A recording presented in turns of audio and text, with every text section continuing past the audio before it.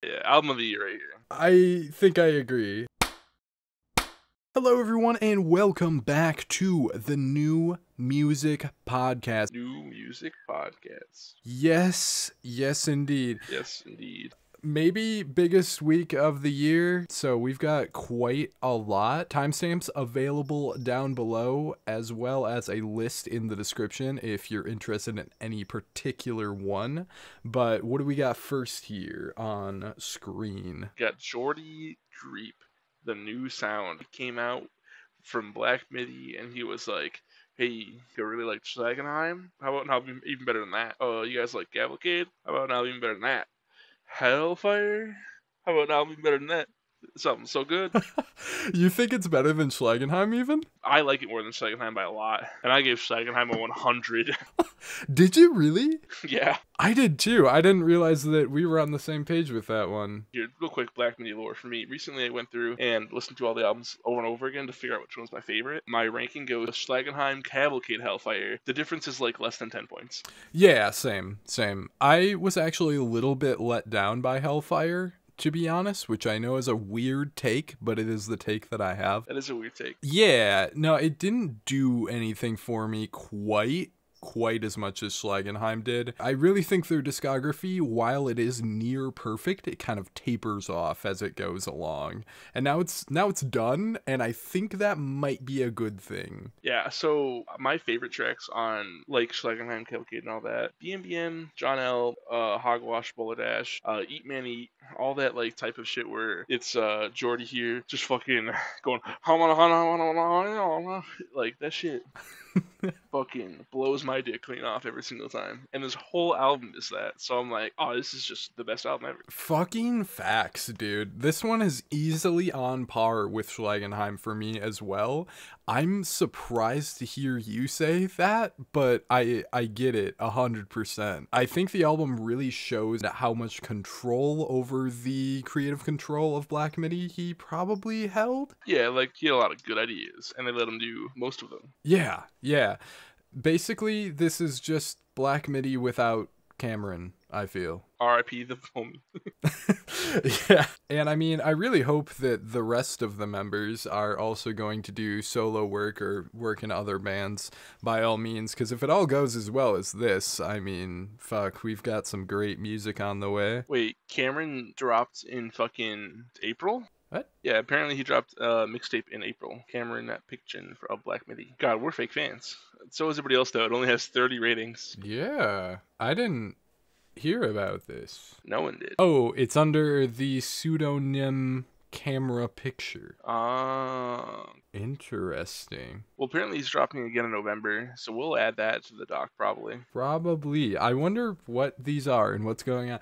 All right, well, that's neither here nor there, though. Let's talk about this album in particular, because holy shit. All right, yeah. Album of the year right here. I think I agree, and I don't think there's a lot of chance of that changing. This is not one of my favorite albums, and I can pick a favorite track. Oh, yeah, which one is it? It's Walk Up. No way. I love it. Why? That's one of my least favorites. Walk Up your favorite? It's wrong. I guess it's probably because I'm more of the lyrics guy, and that one felt the most convoluted and hard to follow to me, but maybe that's just me as well. Marlene Detroit of Cavalcade was also my favorite on that, for like similar reasons. I really liked the ending. I thought it was hilarious. Yeah, the ending was great. I can't pick a favorite otherwise. They're all fucking perfect in my eyes.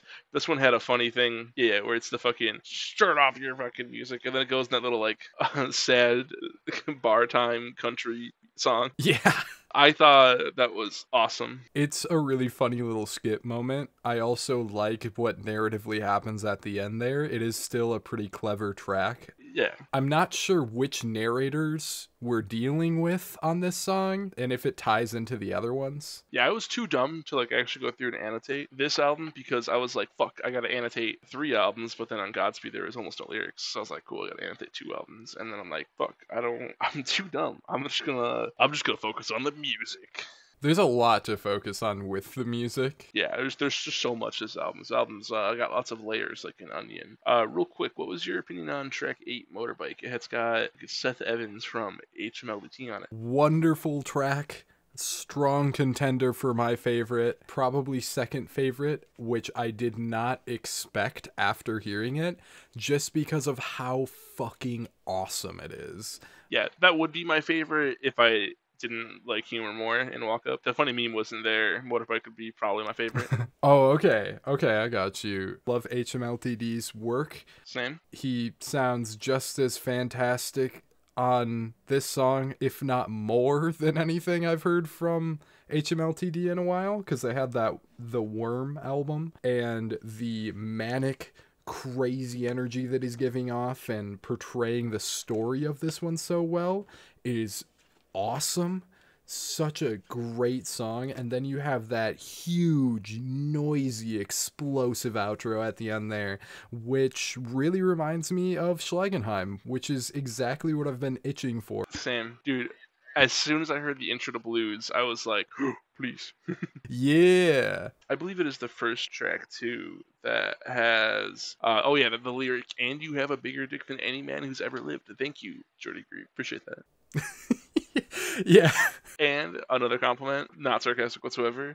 And you can come more than 100 stallions. Thank you, Geordie. Excellent stuff. That one lyrically is fucking insane. Yeah, dude, it's awesome. I love how he called it blues. Yeah. There's definitely something there. Hit him with it. Hit him with the knowledge. Like my interpretation of the track, you mean? Yeah. I mean, I think this one's pretty straightforward for the most part. The person that he's talking about in second person perspective throughout this track cares about their appearance a whole lot, cares about their reputation, and seems very self-absorbed and has a very like on top of their high horse type mentality. I think the ways that he describes that throughout the song is phenomenal and weird at the same time. To have this section here where it appears that he is quite literally getting off to how great he is fucking fantastic. Hell yeah. Hell yeah. It sets this up where the music follows the energy of the narrator. So when things get more manic and extreme or angry or intense emotionally in what's being written and said, the music also crescendos, and I think that's so fucking cool. By the way, a little bit of background information that I'm not sure if you knew or not. Walk Up and The Magician were originally Black MIDI songs. So that's probably why we're getting so many Black MIDI cues throughout this. Walk Up being a Black MIDI song makes a lot of sense. Yeah. So does any other track on here. You could tell me any of these tracks, and I've been like, oh yeah, it makes sense. I don't know if there's any information on this, but I have to imagine that he fully composed those songs, given they're here on his solo album, but... Yeah, do we know why they broke up? Apparently they hated each other. That's at least the rumor. That's fucking crazy. Yeah, the way I look at it, it seems like there was a lot of big personalities in that band, you know? And their music probably sounded so animated and creative as a result of that, but you're going to have some falling out when a lot of people have a lot of different creative ideas. I got you. Yeah, because I'm noticing none of the original trio were on this album whatsoever. Yeah, no. But yeah, what are some other tracks that you'd like to highlight across this? Oh, it's track 2. Track 2 has that the classic thing with this guy, I guess, because I guess the other members aren't in here, where their second track is always like a fun little like slower and softer track. Wait, hold on. I never pieced that together before. You're right, though. Well, no, Sugar Sue was not, right? It is halfway through. Like comparatively, Sugar Zoo is a little bit like that, but the track 2 always has like just feels like a transition song. Because Speedway was slower, and then Marlene Detroit, of course, is the slowest. Yeah. No, I get you. This is still kind of segmented like a Black MIDI album. Yeah. It kind of shows you who was doing the segmenting. Right. Maybe they just all did it and it's just good. Who knows? Yeah. But track 3, that like jazzier song and it sounded Holy Holy. What was your thoughts on that track? Holy Holy is awesome. Well, they're all awesome. Yeah, I think people are liking that one of the most on here. Yeah, Holy Holy is a 97. Our second highest is The Magician with a 96. Really? It's higher than The Magician. Okay, well. By 1 point. That's definitely one of the most back and forth, loud, quiet, dynamic songs, and I think the way that it executes that is really good. Hell yeah. Yeah, lyrically, that one has a bit more of a clear narrative to it as well. I think it's really funny what he did there. Kind of a plot twist at the end. That song is just awesome. Loved it. Yeah, shit sounds fantastic. This might end up going in my like top 5 ever once I get smart enough to annotate yeah, yeah, no, I get you. I might bump Schlagenheim out of there and put this here instead, to be quite honest. But it has recency bias for right now, so I'll reserve that. Yeah, that's where I'm at. There's also a Diamond Hoe on the album cover showing its significance to Minecraft that we didn't know yet. That's true. Yeah, it is very specifically light blue, isn't it? I feel like that maybe wasn't intentional, but it's because gray there would have gone well. But yeah, maybe it's a Diamond Hoe though. We don't know. The toes are fucked. Whoever drew these feet cannot draw feet. Or maybe they specifically can, but chose not to. No. Drawing feet's hard. This album cover is really interesting, and I'm not sure I can properly wrap my mind around my thoughts on it. Yeah, there's grass getting gathered, and with the hoe, presumably. And then this lady's like, oh, what's up, dude? I'm gonna cut your head off and give you a little smooch on the way out. Yeah! I won't get too far into it, because we could probably yap all day about the lyrics on each song, but the lyrics of Through a War kind of directly seem to reference the cover. I think you could say that for a lot of this. Yeah. War and all that. War never changes. The war of love. Love is a battlefield. Yeah. Also a literal war on that one, but both at the same time, so it's it's all the stuff. My favorite song on here, though, all this being said, is The Magician. I think that's like one of the best songs ever created in general. What do you think about that take? Yep, that's a perfectly fine take. Your favorite song could be any of these songs, and I'd be like, no, they're all 100s to me. We've already established this as a 100. But my thing with this is a few songs, if they were isolated, I don't know if they would be like, wow, this has blown my fucking mind, this is crazy. Terra, Walk Up, and Bongo Season for those. Like, if they were just by themselves, not in this album, I don't think I'd be totally mind blown or anything, but contextualizing them makes them a little bit better. And there are songs on here that are so fucking phenomenal that it makes up for them like 10 times over. Those songs specifically by themselves, I would still give them a 10 out of 10. Love those tracks. Is it like really that consistent for you? Oh yeah, that is all. It's all good. This is like potentially like actually one of my favorite albums ever. Same. Just because I don't have anything against those songs that I like less than the other, but I do think there's a comparative gap. Yeah, I could understand that take. Don't gotta like it. Yeah. Fair enough. I saw a take somewhere here that The Magician should have been the closing track, and then If You Are But a Dream wasn't really necessary. I wasn't sure how to feel about that, but on my most recent listen, I think If You Are But a Dream really clicked with me in a special sort of way, and it does matter narratively too. What do you think about how this thing comes to a close? If it ended on The Magician, I don't know if it'd be a 10. Really? I'm listening to it a little bit right now. I really like the transition into the If You Are But a Dream. I don't like it when the album just fades out. True. I guess If You Are But a Dream technically fades out, but it's different. The whole song was like fading out. Yeah. And that's what I like. Like it made sense. It was like, hey, you know what? You sat here for 58 minutes and 52 seconds. Here's the end of the album. True. Oh, and at an hour long, it feels like it's 20 minutes. I'll make a comparison like that later in this episode. I think this one shows its length, but not in a way I don't enjoy. It shows the length of it to me. Wow, that sounded away. I'll show my length to you. Jesus, fuck it, keeping that in.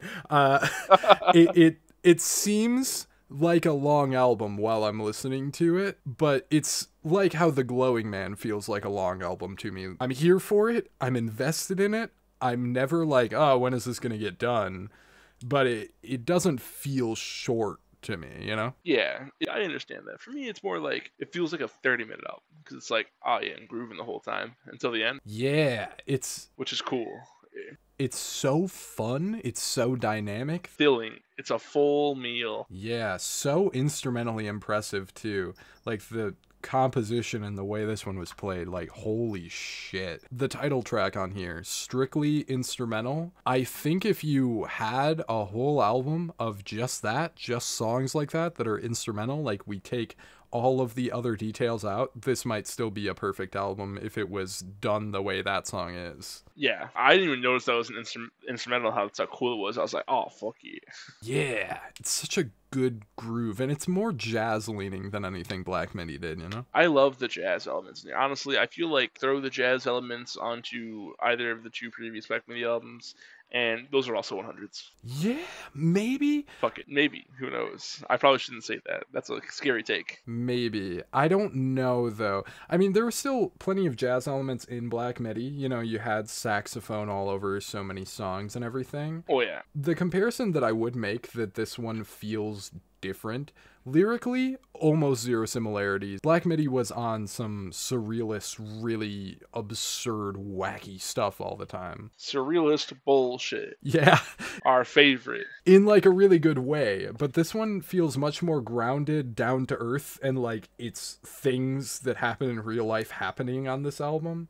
And I think the sound of it reflects in the same way. Black Midi felt like something more otherworldly, whereas this one's just like super nice with how it sounds, but more earthly. Yeah, it's human music for humans. It's definitely still pretty progressive and avant-garde and artsy and whatever you want to say, but more grounded. Yeah. Yeah. Yeah. Yeah. Yeah.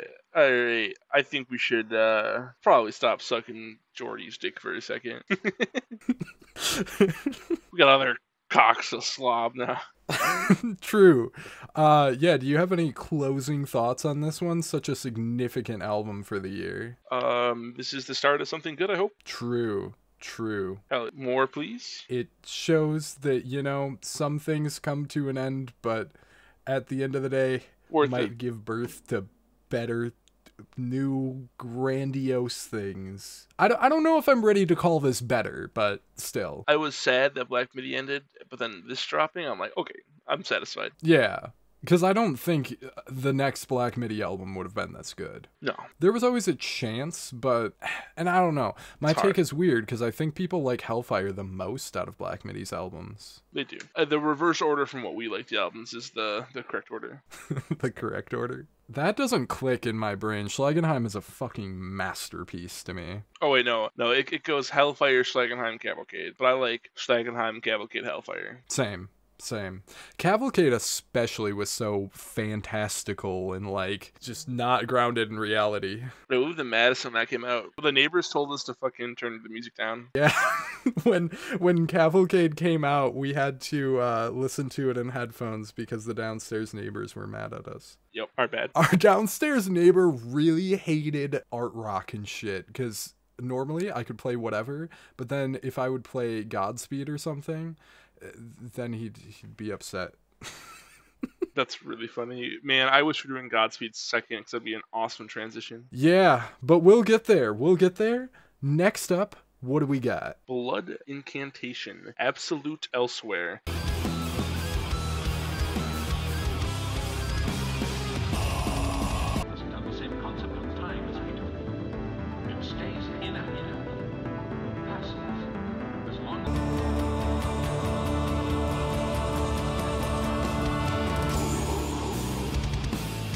Oceano coming at you in 2024. You would liken this to Oceano? It's space metal. All space metal is Oceano. I don't think of it that way necessarily. I mean, this is much more death metal, but... No, I'm kidding, mostly. Yeah, I get you. But this is the nerdiest fucking shit ever. If you go to the album of the year page and look at the profile picture of, like, the band, the guy in the back left with, like, the big-ass beard looks like a guy I play Magic with. Let me take a look. Same with the guy on the left and on the right. Like, it's just, like, the guy in the front who I don't have a doppelganger for.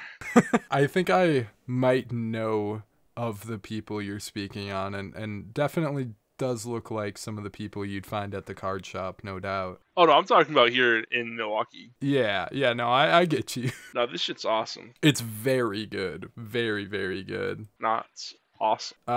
That too. I think either are totally fair to say. Not because very, very good is like an 8. That's awesome. I feel like I would also call 80s awesome, though. You know what I mean? That's true. Same. I have fucking In Waves is awesome. That's, yeah. Ball Leviathan. Yeah, yeah. And at some point, adjectives just kind of stop meaning anything. Yeah.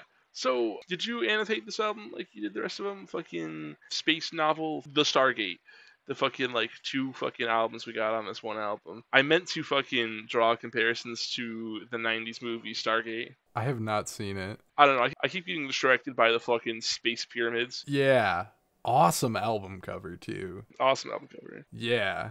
You know, this band always has good posters for their albums, all 3 of them. That's so true. This shit looks how it sounds, too. I remember the fucking Alien Man album cover. Yeah. I was like, what the fuck is that? I gotta listen to that. Yeah. Are you very familiar with that one? Yeah.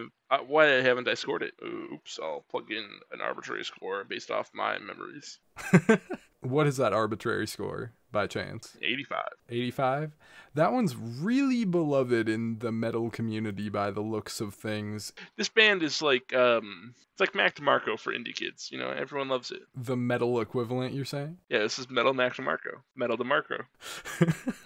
I love that there's 0 parallels you could draw in the sound of it. I was trying to think of the opposite of metal for a comparison. Oh, I got you. What is the opposite? You know what? Let's not get philosophical with it. I was about to ask, but... Nope. This album does it enough. Like, look at it. Yeah. Existential crisis core in especially the back half of the album in the lyrics. Yeah, let's dive into some of that. Well, you know, actually, let's stick to the first half. So, who is Tangerine Dream? I should know, and I'm blanking. They are a progressive electronic band. Yes. And I think neither of us are very familiar. No. And holy fuck, they have so many albums. It says here 1, 2, 3, 4, 5 plus 7 more. That makes 12 members. If anyone wants to give us a good starting point or something for this band, that would be lovely down in the comments. Oh my god, they have a must here from 1974. Alright, I'll add it to the listen eventually. Yeah, let us know if you're familiar with Tangerine Dream, what to even do with this information, because I'm not sure if I've listened to them properly before. Berlin School is the genre, and I don't know what that means. There's 106 Berlin School albums known to man, and I don't know what that means. What does Berlin School mean? I have no idea. I'm gonna keep it real with you. All right, and we're not finding out right now. We'll find out. We'll find out one day, but they're on this. Well, they're on here, and it's ambient space metal bullshit, and I love it. Thank you. It's so cool. That track is awesome. I love it. Trying to see if I have any. Yeah. There's a movie sample on there, and I'm forgetting what movie it was. I believe I Probably have it Stargate. written down. Oh, this album is considered Berlin School as a subgenre. Oh, so apparently it sounds like whatever this is. Progressive death metal. That's fun. That's fun. That's like a straight up like ambient electronic track more than it is a metal. Space rock would be the main genre. Fuck yeah, space rock. Yeah, we've got progressive death metal and space rock as our top 2 here, and I think if you smash those things together, you do end up with this. And that's awesome. I'm getting completely lost in the sauce here. I'm looking at space rock album covers, and this is hilarious. I love these. There's some great stuff in there. Their earliest known space rock is 1968. Pink Floyd, Let There Be More Light. What's space rock? To make the Pink Floyd comparison right out the gate here, I thought certain sections could be likened to Pink Floyd. Yeah. We get some Dark Side of the Moon vibes here and there when it gets into those spacey sections. Yeah. No, I forgot what tracks. I wrote down Pink Floyd, and then I fucking didn't write down the track. Oh, I actually wrote that down on the opening track, but that's probably because I was just the most shocked on that song by what was happening, because it was the opening moment. I think I wrote down, we go from Cannibal Corpse to Pink Floyd in the matter of a minute. Oh, yeah, that's totally valid. Yeah. I'm so lost in how to talk about this.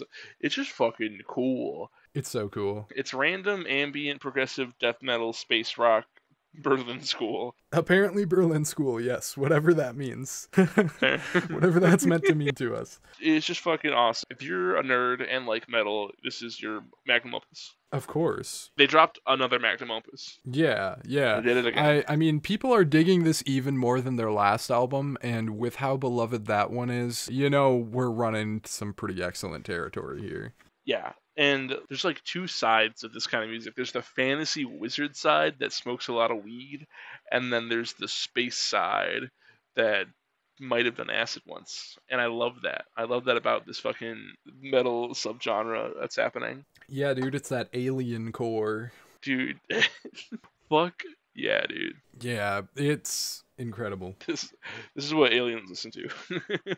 We send this out into space. Yeah, dude. Totally.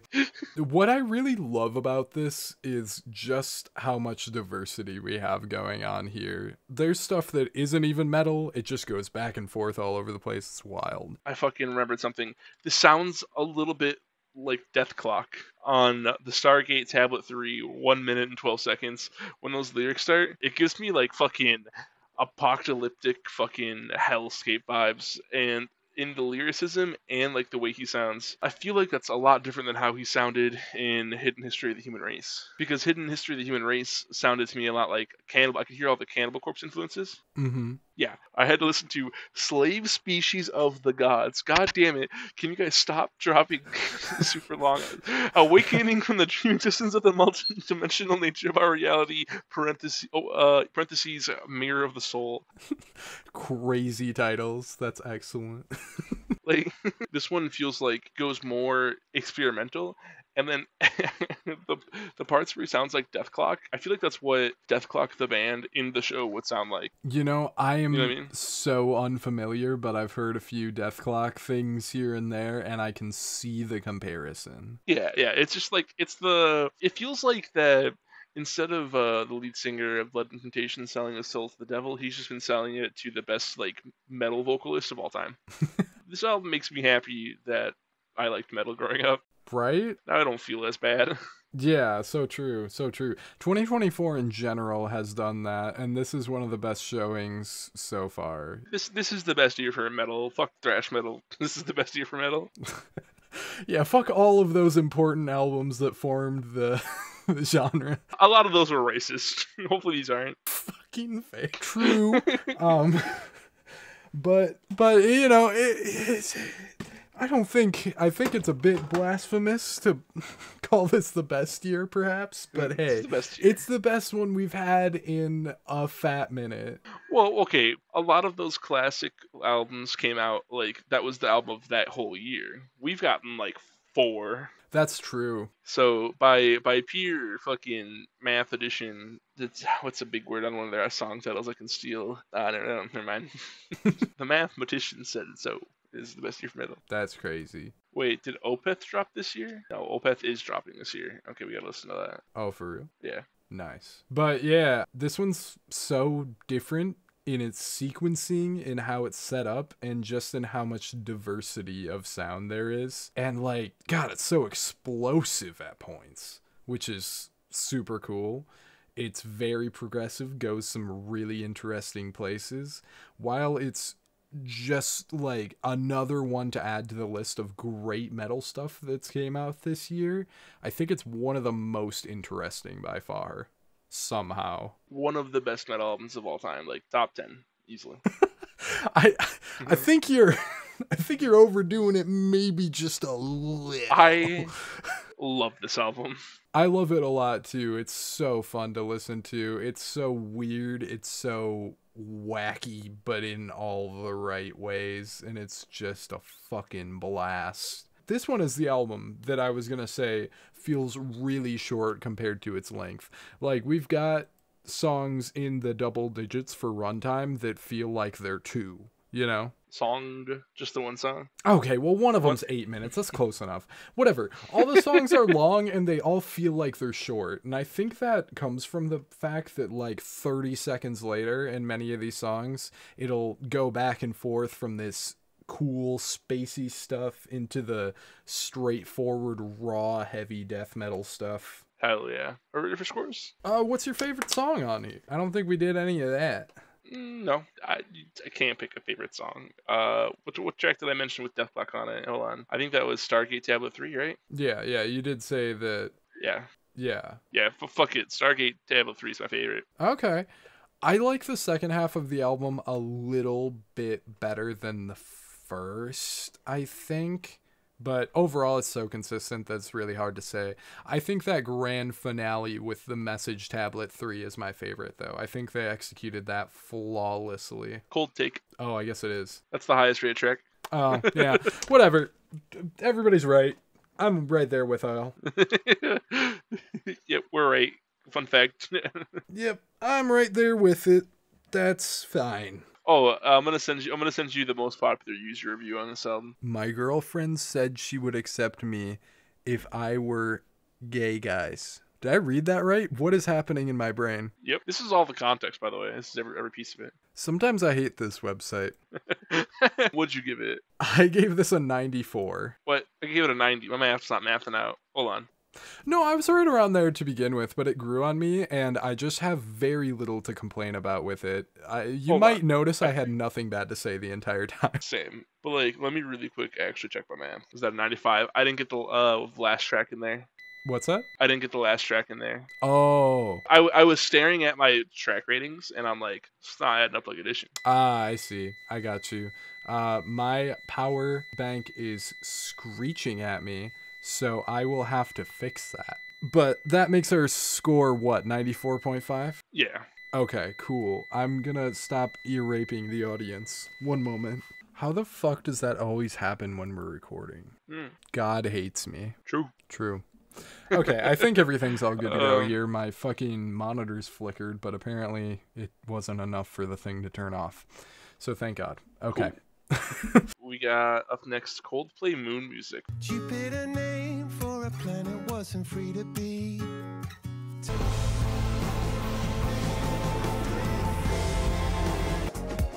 Something inside only see the tree. Fuck, I forgot this entire album already. It's pretty easy to, but at the same time, there's some stuff that sticks out in some sort of way, I guess. Oh, what the fuck? There's words on the Rainbow track now, which is the only song on this album. Rainbow emoji? Rainbow emoji, yeah. Yeah, fuck that title, but why is... Oh. It's got words on it. It says Alien Hits, Alien Radio. What the fuck? Why did they do that? I mean, fine. Whatever. Because it was kind of stupid to title a track an emoji when you're Coldplay. Yeah. Shut up, Coldplay. You guys are old. Well, it's not even that.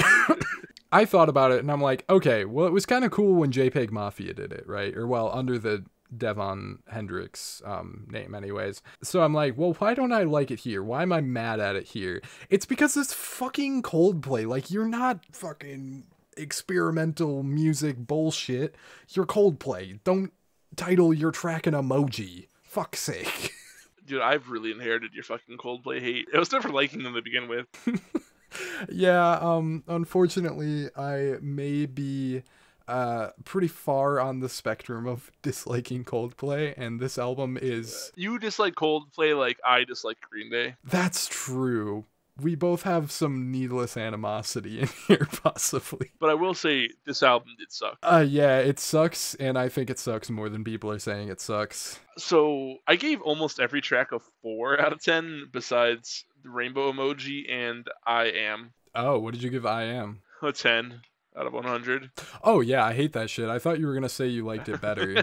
No. It was awful. I have a 2 on that one. That one particularly sounds just like Christian rock, which is very funny to me. Yeah, it made my ears angry, and it deleted this whole album from my brainstem. I'm very glad I took notes, because I would have nothing to say without them. It's, yeah. Rainbows is the passable one, and immediately followed up by the worst thing ever. Yeah, it does come right after Rainbow Emoji, doesn't it?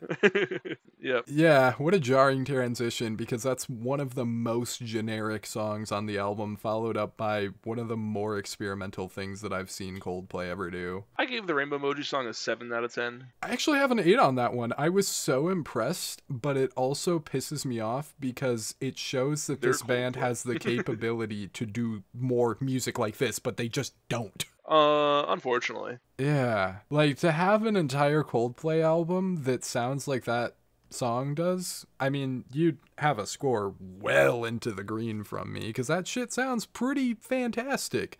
It's like basically just weird, spacious ambient music stuff with some vocal samples and whatnot, but like it's not something totally new. Yeah, it was surrealist bullshit. Yeah. It's our bag. Yeah, exactly. It's some stuff that lives up to the title Moon Music. Yeah. Yeah. And also, it's called Moon Music, but it's just kind of like the album cover. I don't know if I like it or if I hate it. It's either this is really good or really bad, and I'm still undecided. Oh, I actually looked at it, and I kind of like it now. Yeah, it's because like the stars and the moon and the eclipse and the devil, little devil right there, and you can see him. It's because the rainbow aligns with the moon perfectly like that. Yeah. That's kind of cool. Yeah. I'll give them that. That's fun. Whoever they hired for that, good job, intern at Coldplay Incorporated. It's gonna come out that it's AI now. Watch. No, I'm not gonna put that on them. But oh fuck, it would. But that's kind of cool. I do like that. I can appreciate it. Yeah, because looking at their album covers, they normally suck. Normally not very good. Yeah, like the last four. Yeah. Last four album covers suck. Yeah, and then I think that one with the mandala flower thingy, I'm forgetting what it's called, Flower of Life or something, I'm pretty sure they used that right after Bring Me the Horizon did, which was kind of weird. It's Bring Me the Horizon for your mom. Something like that. Or well, Bring Me the Horizon used it for their most popular album, what ended up being that anyways, and then Coldplay did it 2 years later, which was weird. But I don't know, man, they always kind of end up sounding like they're making music that's at least 2 years old. There's some stuff on this that sounds like it's 10 years old, though, at least. Any specific tracks you want to point out? I'm trying to remember which one is which, because all of the titles are as fucked as they are. But, oh yeah, Eterna is one that I picked out in specific as far as that goes. That's the one I was going to say was the worst if you didn't come up with it. That's funny. Yeah, it's doing that Avicii-style EDM thing. What the fuck's an Avicii? Like the DJ? Who did? Man, you really weren't here for the 2010s. You missed it. What came out in 2010 that I listened to? Hold on. Not the radio. I was listening to none of it. Flying Lotus. I was listening to Flying Lotus and Congratulations. Oh, that's true. And you know what? Maybe you could even make an oracular, spectacular comparison, quite possibly. I think I'd stab you if you did that. Well, I'm not saying in quality level. I'm saying in what it's going for. No, I'm kidding.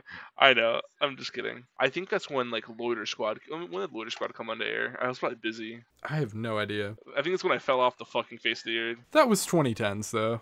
2012 was when Loiter Squad came out. That's when I heard about Tyler the Creator and Goblin and all that. Right. And yeah, that's when I fell off the face of the earth. I was 11 years old. Yeah. Well, I mean, I was pretty heavily subjected to whatever was on the radio, and I'll just tell you, that one sounds like what was happening when I was about 10 years old. Good Feelings as well. I specifically wrote down here, very 2015 of them to get into this bag.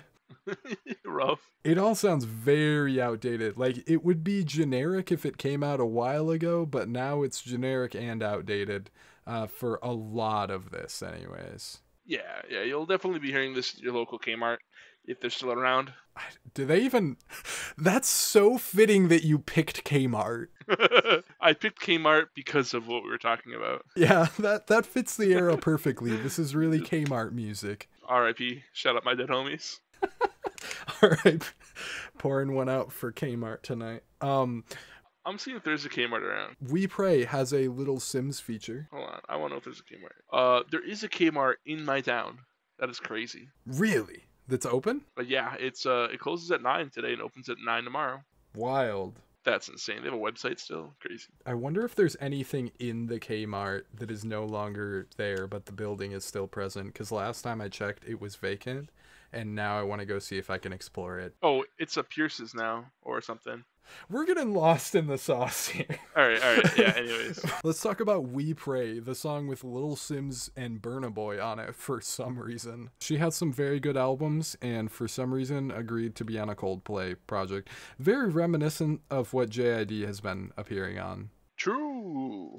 Yeah, just showing up on some like really bad music. True. You know what?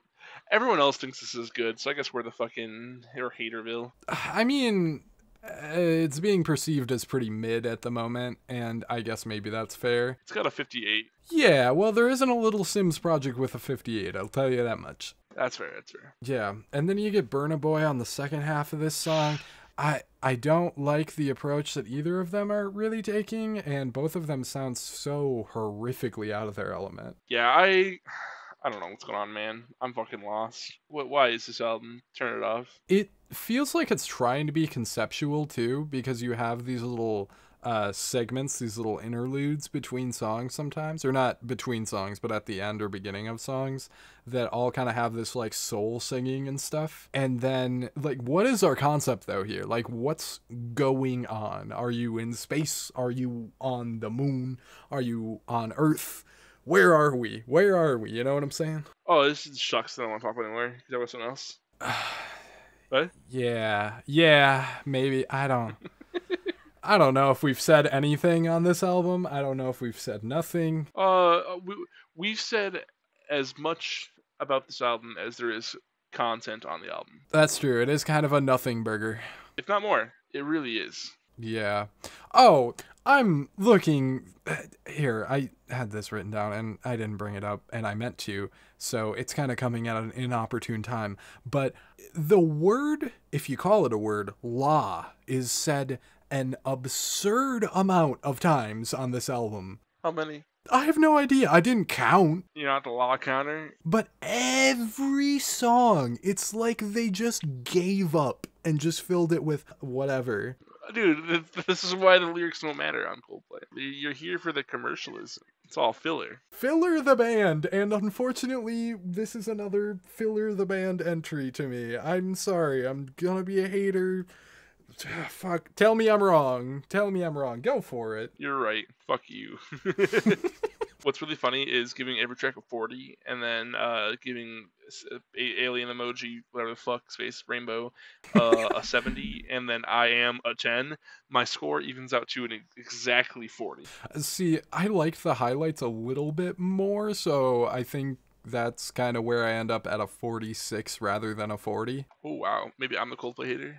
Maybe, but like I said, you know, like the better the same stuff room. on here, I guess maybe I was just a little more impressed that it existed. That's valid. Yeah. Move on to... You start off with this one, actually. I don't want to give my intro. Let's move on Intro. to Tom York and the Boys, The Smile, Cutouts.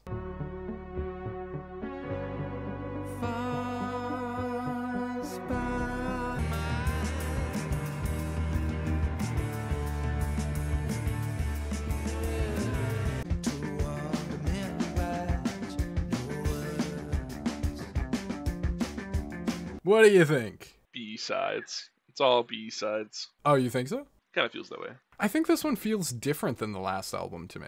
Let's see what I wrote down. Yeah. I wrote not a ton to say. This feels worse than the other album, kinda. Feels like leftovers in a way, but still cool. That was my 2-sentence review. I think that's a fair take. Okay, I should say I gave Tom York a bad score on Wall of Eyes. My bad, dog. I've come around since then. You've came around on that album a little more? Yeah, but Yeah. then I came back down because Cutouts kind of feels like a Blue Check album. It's like, yeah, this is a Blue Check album. That's true. It's good. Don't get me wrong. It's good. Yeah. It's not great. It's fine. I really liked Zero Sum. Oh, let's see. Where does that land on the album? This one, the track titles, don't exist to me. Oh, yeah. That was the 3. third track on here. Yeah. That one's pretty good. Same with Track 5, Eyes and Mouth. That one was cool. Yeah, sure. Like, that totally on par with some of the better ones. I liked Zero Sum. It still has that, like, classic, like, I don't know a lot about Radiohead, but I assume this is what Radiohead sounds like. Yeah. Yeah, God, dude. There's some, like, very vital missing spots in your back catalog. Yeah. I'm working on it. I've listened to OK Computer, and I listened to In Rainbows, and I'm working on the rest of it. Give me time. Yeah, no, I get you. A lot of it does have that kind of spacey feel that a Radiohead album would. It's not too far off from Radiohead by any means. Still makes sense, and I would say that about both of the recent Smile albums. Yeah. This one's just a little bit more stagnant. They're at home. Yeah. Lyrically, sonically, everything all around feels like a more grounded album. I compared the last one to being something out of like a dream or an acid trip or something not quite of this corporeal realm. This one definitely has its motivations centered on Earth. Yep, it's in your pantry. Well, okay, I guess more specifically, not on Earth, but on, like, human concepts. That first one, I get the picture of an astronaut floating through space with it. This one makes me tired a little bit. It's very peaceful. No, wait, no. I'm feeling side effects from the Coldplay album trying to put me to sleep. I can get that, though. Like, certain cuts are certainly very peaceful and everything. I noticed something that was kind of interesting to me. If we look at it as two sides, like 5 tracks and then 5 tracks, A side, B side, they seem to start more electronic and end more rock. Yeah, I didn't notice that. That was just something that I noticed. I don't know if there's any point to that observation, but it's something I noticed. I did not notice that. But I definitely, with this album, and it's a song on the second half, like No Words, I found myself like kind of wishing it did a little more. I don't know, which is kind of weird. It feels weird to say because I'm staring right at the track listings too and the scores. But for me, I felt like that second half should have just done more or like something. I don't know. Don't get me started. I definitely feel that way about... That one's the strongest one, definitely. I just picked a random one in the second half. The strongest one, like you like it the most, or you like it the least? No, that I like it the least. Okay, yeah, like the strongest example, you mean? Yeah. Okay, yeah. I'm on the same page. On the same page like a librarian. Lyrically, too, there's stuff going on that's much more earthly. This feels like kind of having commentary of sorts on it, especially around themes of war and like government control and stuff like that. It seems like we're following the narration of kind of an uprising or a resistance, but the Smile is such a dreamy and non-specific and surreal type of band that all of the lyrics end up coming across the same way. You get kind of that corny rock invisible armies type idea where it's like, you're fighting for something. You're sure doing that. Yeah, you're rising against the power. Hell yeah, rock and roll. Yeah, but like, it all sounds very dreamy, and sometimes we get a little bit more of a sinister mood, but I don't think this band is the type. There's music videos. Oh, is there? For every song, or? Yeah, a couple of them at the very least. Zero Sum has a music video. I went to the website. Yeah, it's got a handful of music videos for his 3 albums. That's cool. I bet the visuals are pretty cool. Yeah, I skimmed over Zero Sum's music video. That was neat. But yeah, it's alright. Yeah, it's just alright, which is sad because I really loved the last one. True. Yeah. It's a pretty diverse album, I'll say that much. Like, at least they're trying different things across it. Yeah, definitely. Yeah. Colors Fly is maybe the most interesting sounding track. Not my favorite track, but maybe the most, like, creative one. I'm listening really quick. I don't know. I kind of feel like that's something I've heard before. That track specifically. There's stuff I can relate it to, most certainly. Actually, I think my comparison was Second time I'm bringing this album up in this episode, weirdly, but my comparison was if you combined like one of the slower songs from In Rainbows with anything from The Glowing Man by Swans. I mean, yeah, I'll give it to you there, just because like what's different to me won't be different to you. Yeah, true. Valid take. Unfortunately, not a ton to say from me on this album. Do you have any other like big hot points or anything you want to mention? Oddly enough, I don't think there's more to discuss. Yeah, it's a good album. If you like Tom York a lot, if you like Radiohead a lot, you'll love this, probably. Yeah. If you are a music critic, this is your bag. Most certainly. It's a very music critic album, and I think that's kind of unfortunate. Yeah. Like, I don't dislike this album in the slightest. I wouldn't say that. I'm just a little let down because I liked the last one so much. Understandable. Yeah. I'm at a 71. I'm at a 74 with it, so we're a lot closer on this one than we were the last one, if I remember correctly. That's good. Yeah. 72.5. That feels okay. That feels alright. Alright. Let's move on to a band that's tattooed on my body forever. Sure is. Godspeed. Yes.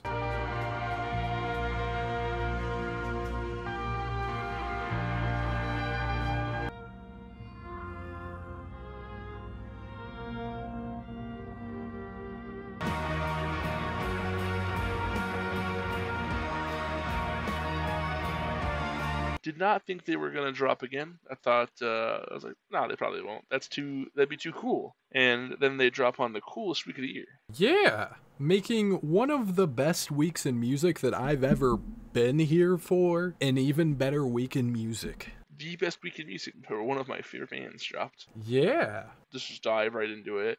Godspeed You Black Emperor, no title as of February 13th, 2024, 28,340 dead. Yes. There is no lyrics on this album besides a poem that I have translated here if you did not. I did. Forgot where the poem was. What track was the poem on? It's Raindrops Cast in Lead, which the title of the song comes from the poem. The poem referring to innocent casualties in war. Lots of references, and kind of the whole point behind the album is about the genocide going on in Palestine. So it makes sense that that would be kind of what we're working with thematically, and that poem would be included. I'm not sure the origins of that sample, if it was made for this album or if it's something that went back a ways. I meant to research a little more, but either way, it makes sense that it's here. Yes, sir. This is a very political, ambient album, which is very crazy to say.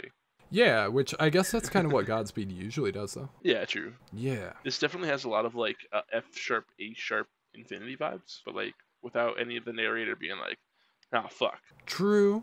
That's my closest comparison. I did not redo a deep dive into the old discography here. I've done that once, and I was like, "Fuck, I don't have time this weekend to do all that." True. Yeah, very long albums, so that's perfectly understandable.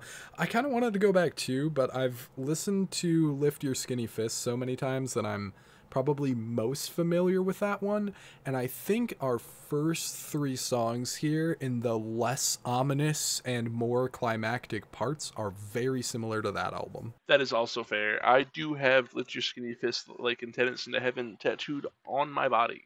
Yes, you do. That one goes back and forth between F sharp, A sharp, Infinity as my favorites. It's just that F sharp, A sharp, Infinity makes a worse tattoo. It's true. You can't really do a whole ton with that. No, it's kind of just like a water tower situation. My options were Lift Your Skinny Fist or Godspeed at State's End when I got this tattoo. It's true, and I would say Lift Your Skinny Fist is definitely the better one. True, and it's one I like more. This is very far departure from that last album. doesn't seem very similar to it at all. Yeah, I cannot remember what Godspeed sounds like. It's one of their weirder albums, I'd say. Yeah. Gotten some of the most Yeah. experimental stuff out of them on that one. It's not just like straightforward ambient post-rock. Yeah, and that album has like, yeah, it is the most straightforward, I was about to say, because this album we're back on our bullshit with our fucking double-digit long tracks with our 3 not double-digit long tracks. Yeah, that seems right. Yeah, we're back to it. It's not like Skinny Fist where it's 2 discs of fucking 4 tracks. Yeah. The sections. They like to do their fucking sections, but this one felt like it was all one piece. Fucking a linear story versus like 2 separate sections that I usually see in Godspeed's work. I guess. Because like it all leads into each other. Here, I think my easiest fucking one is Slow Riot for New Canada, where it's like you got the fucking ambient bullshit with Moya, and then you got Bailey Blaze Flanagan the third. No, that's even not a great comparison. Never mind. I don't fucking know. Fuck that speeding ticket, by the way. Fuck what? Fuck that speeding ticket. Oh, yeah. yeah. No, I would say that as far as how the album flows, definitely some really solid transitions and everything feels like it goes together nicely. But the first half is very different from the second half, I would bargain to say. Yeah, because on track 3, it builds up to that more like heavier, bigger. Well, yeah. Okay. No, I stand by my statement. I feel like it's all like in a row. Like, yeah, the second half is more classical, but it feels like the same story. I guess that's what I'm trying to say. I can kind of get what you mean. Same location. It's really hard to talk about this band without sounding like a complete fucking dickhead. You can, dive into pretentious territory pretty easily, but I think it's totally fine too with a band like this. All very abstract sonically. They have 9 members. I never noticed that. Is it really that many? I've never really looked into that. Yeah, dude. Sounds like it. It's like how Swans had a bajillion people on stage playing 13 instruments apiece. Fucking yeah, dude. You need it for this much going on. Yeah.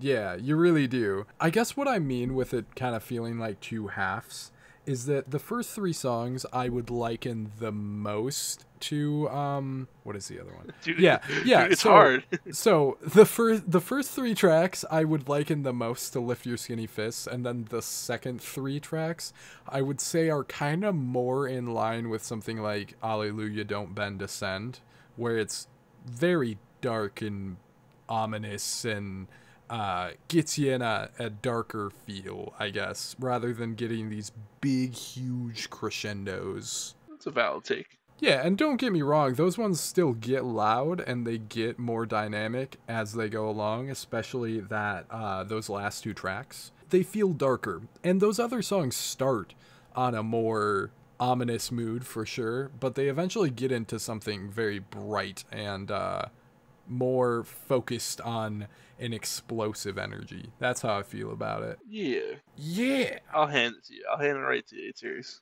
Sweet. Don't hurt my family. I won't. Don't worry. They're safe. Safely in the refrigerator. Oh, no. I think that contrast also nicely ties into the titles of those songs and what those titles are possibly alluding to. Yeah, where it's just like it's like the natural progression of a battle, it kind of feels like. Yeah.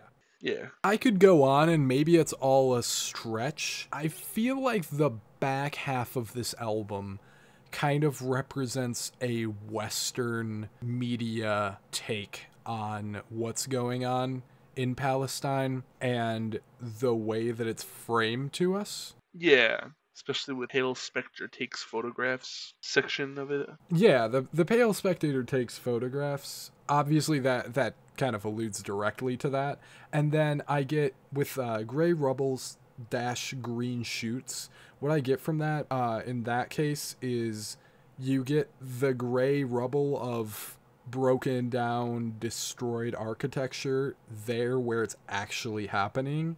And then here you get green shoots. I picture that could relate to a green screen, because a lot of the time that's used in newscasting. Yeah, valid. Does that seem like a stretch? Yeah. I don't know. No, probably not. I mean, I'm trying to not be pretentious, but we're really pretentious. So like, fuck it, we have it. It's ours. Fair. Broken Spires at Dead Capital is kind of an interlude for the length of it and everything, and how it perfectly ties into Pale Spectator, but I think it's a really good one. Did you like that track? Well, they're all good. Yeah. That one was my hardest one to take notes on because it was only 3 minutes. But I'm trying to. Is it like a fucking money thing and the word capital there? It's like, yeah, war, money, war, bad. You could take it like that. I was taking it very literally, Broken Spires being like the broken architecture at the physical capital. I was taking it not literally at all because it's with a K, and I did not Google that word at all. I was just assumed. Oh, I think that's stylization. I could be wrong. I don't know. But yeah, no, that one, I think it's alluding to the architecture and the buildings and all of the destruction. All right, hold on. Conspiracy time. Capital is a Japanese designer brand. Money. Hey, man. Fucking maybe. In a more practical sense, I guess, I noticed that this album is very good focus music. Like, if you need to turn something on to work to, it works really well for me in that setting. That's totally fair. I was listening to this album while doing shit, and I beat Baldur's Gate, and I was like, oops.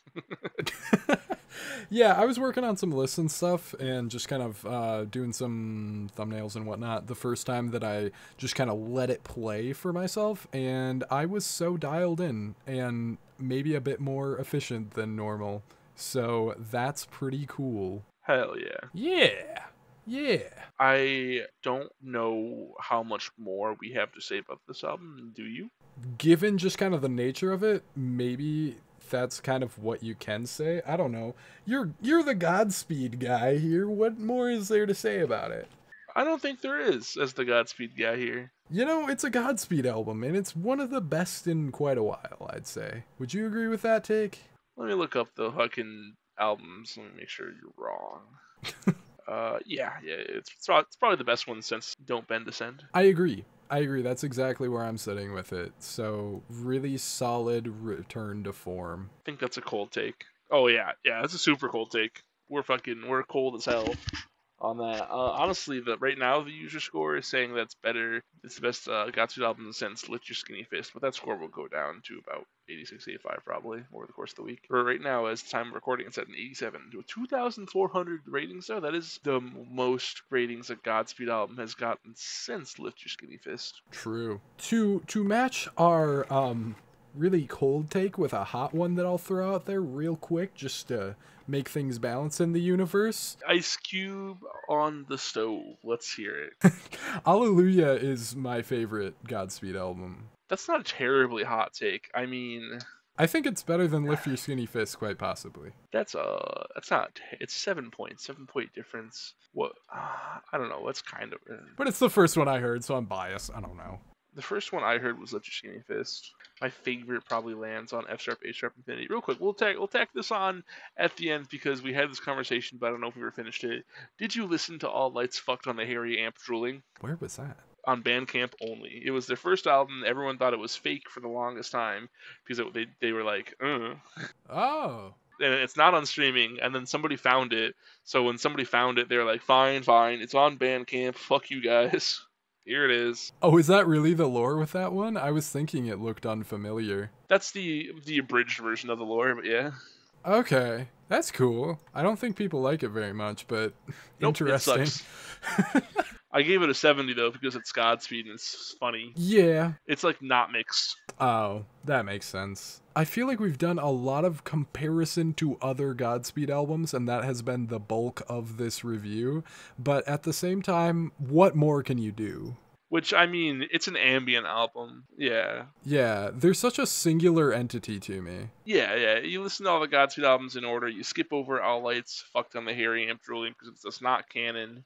Yeah, I mean, I'm taking a look here. Just if we look at related artists, okay, we got Swans. Totally different thing. Similarities? Of course. Totally different thing, though. The Silver Mount Zion Memorial Orchestra? Again, would say the same. Don't Similar, even know what but that is. totally different. I mean, you got Boris in here. Where are even the Boris similarities? There's nothing quite like Godspeed, especially with how it ties into political meanings and stuff. So it's kind of another Godspeed album, but a really good one. Any other closing thoughts on this? Wait until like 1642. It gets really good at 1642. Trust me, babe. You just gotta wait till 1642. Why are you leaving? Please don't leave, babe. Dear God, why wouldn't you just wait till 1642? All right. What'd you end up scoring this? 92. I also have a 92 on it. Hell yeah, easy math. Easy math. All right. Just because this was such a big week, what is our leaderboard looking like? To just run through it real quick, we have Geordie Greep, we have Godspeed, we have Blood Incantation, then Nope, you got it wrong. It's Geordie Greep, then Blood Incantation, then Godspeed was our top three in that order. That's kind of crazy. oh, Of course, like the Smile and Coldplay are down below. I just wanted to see how they stacked up against each other. I was surprised that Blood Incantation we rated it slightly higher than Godspeed. there's just nothing. Well, I don't know. I was about to say there's nothing bad you can really say too reasonably about Blood Incantation, but maybe I would have an easier time at it than Godspeed. Both of them have really nothing too terribly you can criticize them for. Now I'm questioning myself. True. Yeah, I think it would be easier to bring up some sort of major criticism for Blood Incantation. I think the difference here, though, is that Blood Incantation is more impressive because you compare it to things like it, and then it's so much better than so many of those things. Whereas this isn't the best Godspeed album, but it's kind of like them. So it's like, Yeah. yeah, so it needs to go below those, but I don't know, man. Like on my top 50, I think I did already do this. I think my top 50. We'll do a little spoiler for this is like currently still very much in the like we're messing around phase, but in my top 50 albums, I put Godspeed number 5 and Blood Incantations at number 15. Yeah, okay. Objectivity versus preference, I suppose. Yeah, where did my score on Blood Incantation go? Did I not plug that in? What did I give it? I don't know. Oh God. All right, well, anyways, that's going to just about wrap it up for this episode. Pretty long episode. This is going to be hell to edit, but we're here, we're living, we're still kicking. Before we head on out of here, we would like you to drop a like on the video if you did like what you saw here today. That would be greatly appreciated, and you can subscribe to the channel and turn notifications on for more music-related content coming your way. Micah, do you have anything to say to the people before we get out of here? Shout out to Brutus8. That's BRUTUSVIII. Go listen to A Hackney Pursuit. It is underrated as balls. It's got only 3 ratings on it, and that album is fantastic. Go listen to it right now. Thank you. That's pretty wholesome, and we'll see you next time.